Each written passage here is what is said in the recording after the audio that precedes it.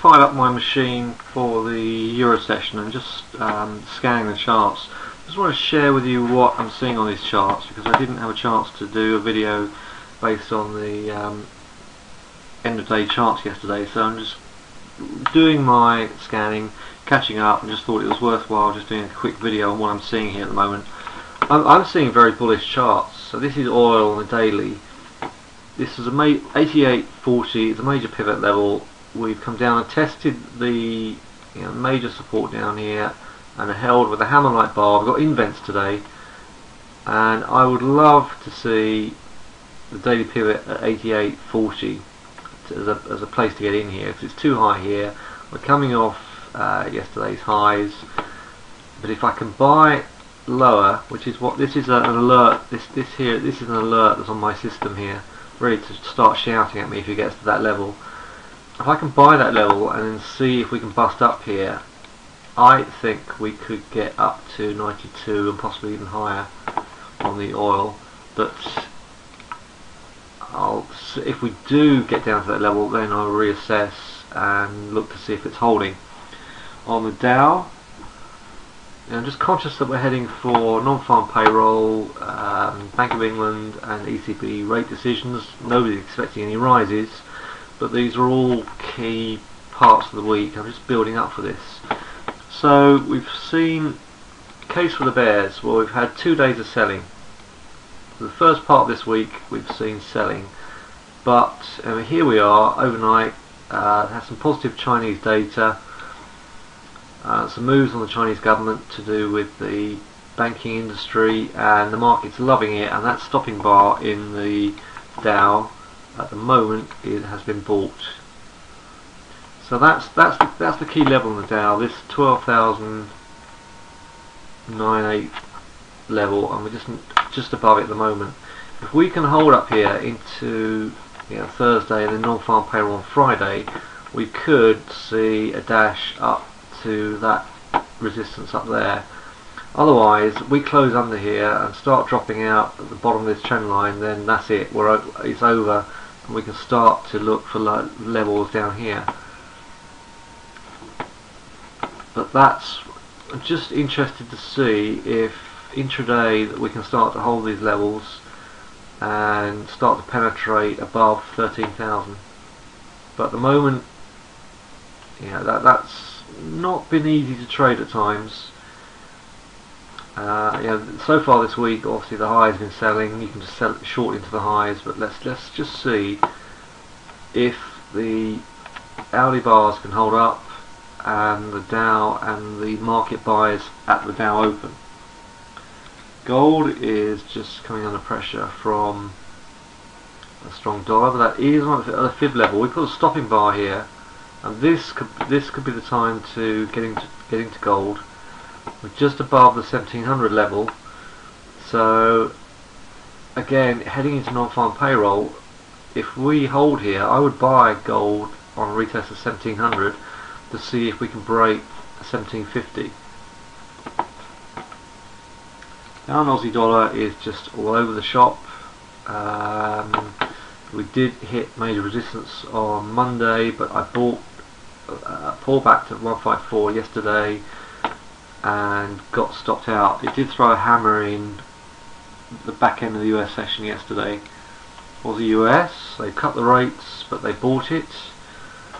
Don't like it up there. There's major resistance. I would look to see if they could roll that over. But so I'm not doing anything with it. So just potentially rolling over. But of course, if we close up here, then we could start to come up. But I think if we start to close below this level here, I would look to short it to see if this trend line can break down and we can start to fall off. So just waiting and seeing on that one. I am with a lot of these charts. I mean, the euro, I actually shorted the euro intraday and got stopped out for break even. And here we are again, just attacking, getting close to 131.40. So I want to see how the market can handle that. But that's, it's, with the exception of a couple of big moves to the upside, that's been very difficult to trade. Let's look at the yen pairs. Pound yen. Yeah, we've been in this range, dipped out the bottom of it for a while. We were in this range before. We had this range. I've got the wrong tool. Hang on. So a couple of buying days here, a couple of buying days here, and we moved sideways for that period for last week. At the moment, this week we're in a slightly higher band up here. So we are due. We could get one last move up here. So we've got one wave, two waves. We could consolidate. If we pull back to 132, we could get one last leg up there. But if you look, I can't show you here, but we've got massive. This is massive resistance from May. But we're holding above it. You know, we've been holding this. This is underneath. Let me rephrase that. That was resistance up until we started holding up here this week. So we're holding support, this 131.76 support this week. So we are looking as if that could get another leg up. Obviously we've got the autumn statements today. Let's see how the market handles it. But if we get some initial spikes to the upside on the statement, I would look to buy pullbacks, particularly at 121 or 132, sorry, to see if we're ready for another leg. Pound US is major resistance and struggling. We've got a reversal bar yesterday, but with the potential to break through that. Okay, so that's what I'm doing. CAD SUSI. I was long this last week, had a close stop and just got taken out by this move to the downside, but we now look as if we may be forming a base down here, and a lot of the other yen pairs are just very much like the pound yen. That's the Swissy yen. Pound Swiss is interesting because there's a lot of movement on the Swissy. That's just hitting resistance and not doing it at the moment. Is that a W bottom, or is that reverse? Is that pin bar to the upside about to suggest we can sell off? Don't know. We'll find out. I'm not trading it. So that's what I'm looking for. You know, the markets are poised, reacting to news in the run up to some key points in the monthly calendar this week.